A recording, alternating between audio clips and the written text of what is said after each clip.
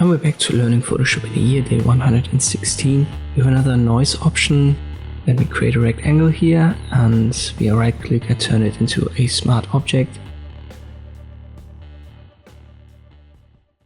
And this effect doesn't really give you noise, it kind of tries to blur colors. It's called median, and you can find it under the noise category. If I do that here on rectangle, you can see what it does. It kind of rounds the edges. And if you have multiple colors, this is going to blend them together.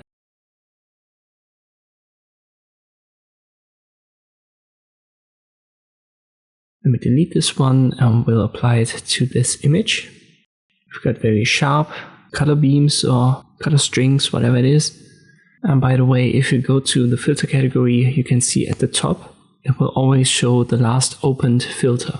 So we've used the median and the noise, therefore this is now visible at the top.